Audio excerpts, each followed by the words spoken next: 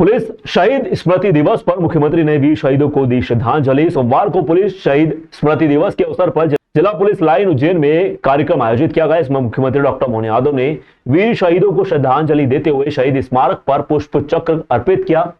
मुख्यमंत्री ने शहीद पुलिस कर्मियों के माता पिता व परिजनों का शॉल श्रीफल भेंट कर सम्मान किया। प्रतिवर्ष 21 अक्टूबर को पुलिस शहीद स्मृति दिवस पर श्रद्धांजलि कार्यक्रम आयोजित किए जाते हैं। सोमवार को पुलिस लाइन स्थित शहीद स्मारक पर परेड का आयोजन किया गया। कार्यक्रम में शामिल होने के लिए मुख्यमंत्री खुद यहां पर पहुंचे थे।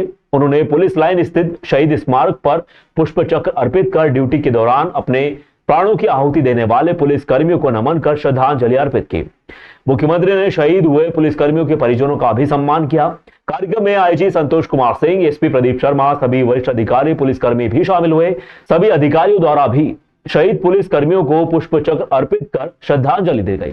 उज्जैन में सोमवार को मुख्यमंत्री डॉक्टर मोहन यादव ने पुलिस स्मृति दिवस पर आयोजित कार्यक्रम में शहीदों को नमन कर श्रद्धांजलि अर्पित की। इस दौरान सीएम डॉक्टर यादव ने कहा कि अब हरिद्वार की तर्ज पर उज्जैन में साधु संत स्थायी रूप से आश्रम का निर्माण कर सकेंगे।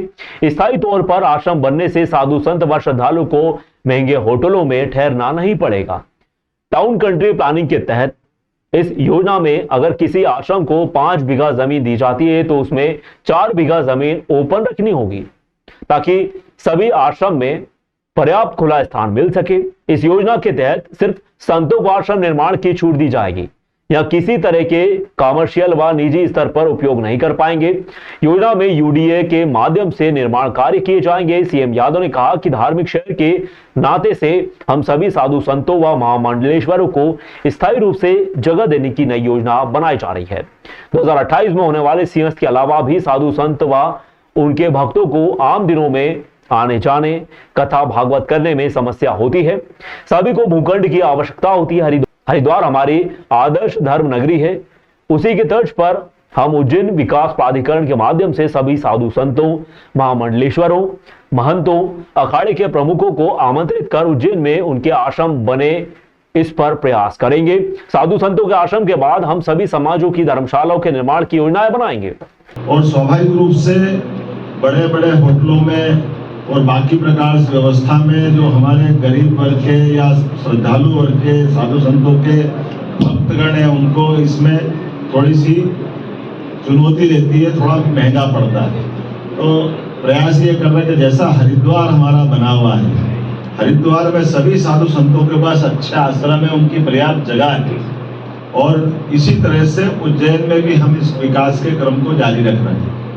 तो विकास प्राधिकरण के माध्यम से हमने एक बड़ी योजना हाथ में ली है और ये सरकारी उपक्रम है प्राधिकरण, उसके माध्यम से सभी साधु संतों को, महंत को, महामंडलेश्वरों को, अखाड़े के प्रमुखों को, सबको हम आमंत्रण देकर के स्थायी रूप से उज्जैन में उनके आश्रम बने इस दिशा में हम प्रयास कर रहे हैं। और इसीलिए परमानेंट रूप से जो आमतौर पर सिंहस्थ में भी जरूरत पड़ती है कि टेम्परेरी सड़क बनाना पड़ती है, टेम्परेरी बिजली, पानी, नाली की व्यवस्था, निकासी, ये जो काम करना पड़ता है वो परमानेंट करा देंगे ताकि ये जो अभी आपने सबने देखा कि बाद के क्रम में कभी बारिश हो जाती है उस दरमियान तो टेंट उखड़ जाते हैं या कीचड़ हो जाता है, कई बार कष्ट आते हैं। उस कष्ट का निवारण ये हरिद्वार हमारा आदर्श है। एक तरह से हरिद्वार में ये परमानेंट सब चीज़ें हैं। तो हरिद्वार की तर्ज पे धार्मिक शहर के नाते से हम अपना एक बड़ा अभियान लेके आ रहे हैं और इसीलिए हमने अपने इस पूरे अभियान में अपने जनप्रतिनिधियों के साथ हमारी पूरी योजना बना ली गई है कि भविष्य में फिर इसी कारण से जो हमारे परमानेंट अखाड़ों के लिए जो हम अभी बात कर रहे हैं, अखाड़े, महामंडलेश्वर, महंत, संत 2028 का जो समस्त आएगा, अभी हम अपने इस प्रकार के इंफ्रास्ट्रक्चर जो डेवलप कर रहे हैं। मौसम में आए बदलाव के कारण शहर में वायरस फीवर के मरीज बढ़ चुके हैं। सर्दी, खांसी, बुखार, जोड़ों में दर्द, हाथ पैर में दाने निकलने के लक्षण सामने आए हैं। चिकित्सक ने मच्छरों से बचने की सलाह दी है। उज्जैन में लगातार वायरल फीवर के मरीज बढ़ते जा रहे हैं। शासकीय वाणिज्य चिकित्सालय में सर्दी, खांसी, बुखार, जोड़ों में दर्द, हाथ पैर में दाने निकलने के लक्षण वाले मरीज ज्यादा पहुंच रहे हैं। शासकीय चिकित्सा व माधवनगर चिकित्सालय के एचपी सोनानिया ने कहा कि यह लक्षण डेंगू व चिकनगुनिया के हैं, परंतु मरीजों की जांच करने पर यह दोनों बीमारी सामने नहीं आ रही। या कोई नया वेरिएंट दिखाई दे रहा है। हालांकि इस प्रकार की बीमारी से बचने के लिए एंडीज मच्छरों के काटने से बचना होगा। मच्छर ना पनपे इस बात का विशेष ध्यान रखना होगा। घर में कहीं भी पानी जमा नहीं होने दिया जाए। चिंता की बात तो यह है कि इस वायरल फीवर का असर करीब 10 से 15 दिन तक रहता है। कुछ खा रहे हैं तो उल्टी हो जा रहा है। अच्छा, उल्टी खूब कर रहे हैं। अभी सबसे ज़्यादा मरीज वायरल फीवर के आ रहे हैं। सर्दी, खांसी, बुखार, जोड़ों में दर्द, हाथ पैर में दाने निकलना और जोड़ों में बहुत ज़्यादा दर्द, घुटनों में खास करके, टखनों में। तो ये काफ़ी हद तक डेंगू और चिकनगुनिया जैसे लक्षण हैं। बाकी जांच करवाने पर डेंगू और चिकनगुनिया पॉजिटिव नहीं आ रहा है, बाकी लक्षण लगभग वैसे ही हैं। तो ऐसा लग रहा है कि डेंगू वायरस का म्यूटेशन हुआ है, जिसके कारण कोई नया वेरिएंट आया, जिससे 10-10 दिन, 15-15 दिन बुखार रिकवर होने में लग रहा है। सोयाबीन फसल की कम पैदावार से दुखी किसान ने 14 बीघा की सोयाबीन में आग लगा दी। उसका कहना है कि किसान की लागत भी नहीं निकल रही थी। फसल खराब होने से मेरा खर्चा भी नहीं निकल पा रहा था। मात्र 20 से 25 किलो सोयाबीन 1 बीघा से निकली है, जिसमें सोयाबीन निकालने वाली मशीन का खर्चा भी नहीं निकल पा रहा था। इस कारण 14 बीघा खेत की सोयाबीन फसल को मैंने आग लगा दी। दरअसल किसान अपनी फसल को तैयार करने में खाद, बीज से लेकर हकाई, जुताई में हजारों रुपए खर्च करता है ताकि उसे अच्छा मुनाफा हो सके। मगर कई बार ऐसी स्थिति भी बनती है कि फसल कटाई के बाद किसान को लगाई गई लागत निकलना भी मुश्किल हो जाता है। उसकी बोनी, खाद, बीज, हकाई, जुताई व कटाई में ही उन्होंने लगभग हजारों रुपए खर्च कर दिए। फसल तैयार होने में करीब 4 महीने इंतजार भी किया, मगर जब कटाई की बारी आई तो सोयाबीन की पैदावार लागत से भी कम निकली, जबकि उपज निकलवाने में थ्रेशर एवं मजदूरों का खर्च अलग से हो गया। इसी बात से दुखी होकर किसान ने अपनी सोयाबीन फसल में आग लगा दी। बड़नगर तहसील के गांव अजड़ावद के किसान हीरालाल पाटीदार ने अपने 28 बीघा खेत में RVSM 1135 वैरायटी की सोयाबीन लगाई थी। 14 बीघा की सोयाबीन फसल को मजदूरों से कटवा कर ढेर लगा दिया था। 14 बीघा जमीन में फसल खड़ी हुई थी। प्रकृति आपदा के कारण किसान की किस्मत ने साथ नहीं दिया और जब थ्रेशर मशीन से सोयाबीन निकालना प्रारंभ की गई तो उत्पादन देख किसान के होश उड़ गए। उसने अपने हाथों से ही अपने खून पसीने की मेहनत वाली 14 बीघा की सोयाबीन फसल के ढेर को आग के हवाले कर दिया। अरे कटी हुई फसल में क्या, उसमें तो निकले नहीं, मशीन का भाड़ा भी नहीं निकले। उसमें क्या लगे आग, उसमें तो पूरा 20 किलो बीघे का नहीं निकले उसमें। वो फिर मशीन वाले कोई निकालने को तैयार ही नहीं। फिर मैंने कहा यार क्या करे इसमें, फिर हटवा, उससे तो मैंने आग लगा दी पूरी। कौन से थे फसल? वो सब 11-35 ही थी। 15-16 बीघे की वो थी, ये 15 बीघे की आपके सामने कटवा रहा हूँ सोयाबीन की पूरी। इसमें भी देखो ये क्या है, पूरा कचरा ही है। वो अभी हार्वेस्टर से निकलेगा, देखो पूरी घूम रही। खर्चा करा था वो खर्चा भी नहीं निकले और मशीन वाले को और घर से दो तो फिर उन्हें आग लगा दी पूरी। अच्छा, और वो बीमा करवाया मैंने। बीमा वाले ने बोला है कुछ हुआ तो देखो अब क्या होता है। श्री छत्रेश्वरी चामुंडा माता मंदिर पर रविवार 20 अक्टूबर को कन्या पूजन एवं भव्य भंडारी के साथ नवरात्रि पर्व का समापन हुआ। श्री चामुंडा माता मंदिर पर नवरात्रि के अवसर पर प्रातः 10 बजे से कन्या पूजन कर कन्या को चुनरी, कुरकुरे एवं गिफ्ट भेंट कर कन्या पूजन कर भंडारे का आयोजन किया गया। प्रतिवर्ष नवरात्रि के पश्चात आने वाले रविवार को सुबह कन्या पूजन व भंडारे का आयोजन किया जाता है। इसके अंतर्गत सर्वप्रथम कन्या व बटुकों को भोजन करवाकर भंडारे का शुभारंभ किया जाता है। इसमें 5000 धर्म प्रेमी जनता को भोजन प्रसादी करवाई जाती है। बच्चों के लिए समिति द्वारा निःशुल्क बाल मेले का आयोजन भी रखा जाता है। इसके अंतर्गत कन्या भोज एवं भंडारे में आने वाले बच्चों के लिए झूले, मिक्की माउस, बच्चों की पसंद के कुरकुरे, गुड्डी के बाल आदि का निःशुल्क वितरण किया जाता है। चामुंडा माता भक्त समिति के संयोजक पंडित शरद चौबे एवं पुजारी सुनील चौबे के द्वारा बताया गया।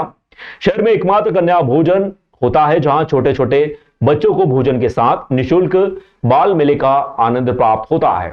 वैसे तो प्रतिदिन मां चामुंडा के दरबार में पंडित निखिल चौबे व पंडित वेदांत चौबे की देखरेख में 800 जरूरतमंद व निःशक्त जनों को भोजन वितरण किया जाता है। समिति के सदस्य एवं कार्यकर्ता राजेंद्र शाह एवं रमेश टेमिया के अनुसार मां चामुंडा पर वर्ष भर होने वाले किसी भी कार्यक्रम के समिति के सदस्यों के अलावा शहर में किसी भी प्रकार का चंदा नहीं लिया जाता। वर्तमान में चामुंडा माता भक्त समिति के 700 सदस्य हैं जो वर्ष के संपूर्ण कार्य अपने खर्च से करवाते हैं। इसके अंतर्गत भव्य नवरात्रि मेला, कन्या पूजन, भंडारे का आयोजन होता है। 1 जनवरी को विशाल 56 भोग एवं कई सामाजिक कार्य भी भक्त समिति के द्वारा निःशुल्क करवाए जाते हैं। साथ ही माता जी के मंदिर में विगत 40 वर्षों से नित्य हवन किया जाता है। प्रतिवर्ष नवरात्रि में विगत कई वर्षों से सुरेंद्र सिंह अरोड़ा परिवार एवं सिख संगठन के द्वारा निशुल्क जूता चप्पल स्टैंड की व्यवस्था कर सेवा प्रदान की जाती है। चामुंडा माता भक्त समिति के सदस्यों के अथक प्रयासों से आज समिति धार्मिक कार्यक्रमों के साथ ही समाज सेवा के क्षेत्र में भी अपनी अलग पहचान बनाए हुए है। इन सभी कार्यक्रमों को संपन्न करने के लिए समिति के 50 से भी ज्यादा सक्रिय सदस्य प्रतिदिन 10 से 12 घंटे अपना अमूल्य योगदान प्रदान करते हैं। इनमें देवेंद्र धबाड़े, श्रीकांत वर्मा, कमल ठाकुर, शैलेंद्र दुड़ावत, पंकज सूर्यवंशी, संदीप परमार, घनश्याम राठौर, विशाल सिनोरिया, गोपाल चौहान, प्रकाश तोमर, रमाशंकर जायसवाल, वरुण पंड्या, सौरभ भाटिया, जय वर्मा, चिंटू सिसोदिया, भूपेंद्र दुड़ावत, सुनील नागर, बंटू यादव, रोशन यादव, आनंद मराठा, अमित सोनी, अभिषेक त्रिपाठी, रानू राठौर, अंकित मिश्रा, विजय खत्री, अक्षत यादव, रविंद्र शर्मा, कमल देवड़ा, जितेंद्र खरे, प्रेम कुशवाहा, दुर्गेश जोधा, दिनेश शर्मा, धर्मेंद्र नहाटा एवं समिति के सभी सदस्यों के सराहनीय योगदान से समस्त कार्य संपन्न किए जाते हैं। ये नवरात्रि के पश्चात प्रतिवर्ष कन्या भोजन और भंडारा रखते हैं, तो कन्या भोजन और भंडारा सम्मिलित होता है। तो कन्याएं आती हैं तो हम हर रविवार को रखते हैं प्रतिवर्ष, जिसमें कन्याएं स्कूल की छुट्टी रहती है तो बच्चे बहुत अच्छी मात्रा में उपलब्ध हो जाते हैं और कन्याएं भी बहुत मात्रा में होती हैं। और नवरात्रि में जो हमारे पास ब्लाउज पीस साड़ियाँ जो आती हैं, ये महिलाओं को और बच्चियों को बांट देते हैं दक्षिणा स्वरूप। और प्रत्येक अनुष्ठान सनातन धर्म में बिना भोजन के अन्नदान के पूर्ण नहीं होता। तो नवरात्रि महोत्सव का आज जो है अन्नदान भी है, कन्या भोजन है, भंडारा है और आज इसका एक प्रकार से संपूर्ण पूर्णाहुति कह सकते हैं कि आज नवरात्रि की जो पर्व मनाया उसके आज भोजन होने के बाद, कन्या भोजन भंडारा होने के बाद उसकी पूर्णाहुति होती है। कितने वर्षों से आयोजन हो गया है? ये करीब 45 वर्षों से। आज मां सत्रेश्वरी चामुंडा माता मंदिर प्रांगण में भव्य कन्या भोजन एवं भंडारे का आयोजन रखा गया है, जिसमें माता जी मां सत्रेश्वरी और चामुंडा को भोग लगाकर सब्जी, पूड़ी, भजिए, खोपरा पाक और हलवे का भोग लगाकर माता जी को भोग लगाकर सभी कन्याओं में और बच्चों में भोजन प्रसादी का वितरण किया गया है। इसी के साथ साथ मंदिर के पीछे बच्चों के लिए झूले लगाए गए हैं एवं कुरकुरे बांटे गए हैं। इस प्रकार से हमने भव्य कन्या भोज और भंडारे का आयोजन किया। अस्पताल का गोल्डन जुबली वर्ष स्वास्थ्य संबंधित प्रदर्शनी लगाई गई, स्कूली बच्चे पहुंचे देखने के लिए। पुष्पा मिशन अस्पताल में गोल्डन जुबली वर्ष के अवसर पर स्वास्थ्य प्रदर्शनी का आयोजन किया गया। इसमें आम लोगों को स्वास्थ्य संबंधित जानकारियां दी गई। पुष्पा मिशन अस्पताल द्वारा इस वर्ष अपनी स्थापना का गोल्डन जुबली वर्ष मनाया जा रहा है। इसके अंतर्गत विभिन्न कार्यक्रमों का आयोजन किया जा रहा है। इसी के अंतर्गत आज स्वास्थ्य प्रदर्शनी लगाई गई। इसमें करीब 2 दर्जन से अधिक स्टॉल लगाए गए। इसके माध्यम से आम लोगों को स्वास्थ्य व स्नेक, डॉग बाइट से संबंधित जानकारियां दी गई। इस दौरान बड़ी संख्या में स्कूली बच्चे भी मौजूद रहे।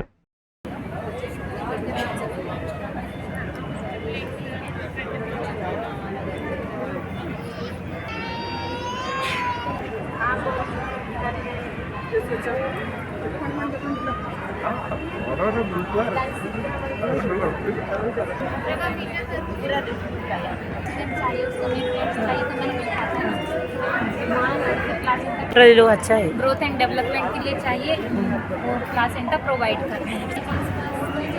तो गंदे पानी में ये बच्चे क्या करते हैं, अपने अंडे देने लगते हैं। काफ़ी सारे अंडे देते तो काफ़ी सारे बच्चे। पुष्पा मिशन हॉस्पिटल इस साल गोल्डन जुबली मनाता है। इसके उपलक्ष्य में हमने अलग अलग मेडिकल कैंप किया था। अभी 3 दिन के लिए एक मेडिकल एग्जीबिशन रहेगा। इसका उद्देश्य ऐसा है कि लोगों को शरीर के बारे में, इसका बीमारियों के बारे में और अवेयरनेस मिलना।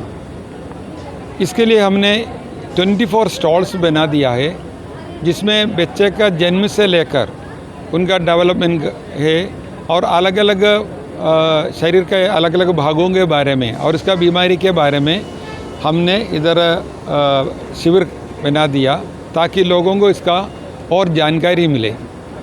ये ज़्यादातर स्कूल के बच्चे लोग आए थे। इधर हमारा ज़िले का काफ़ी स्कूल से बच्चे लोग आए और उनको भी हमारा नर्सेस लोग एक्सप्लेन करके बताते हैं कि इसमें क्या क्या हो रहा है हमारे शरीर में इसका।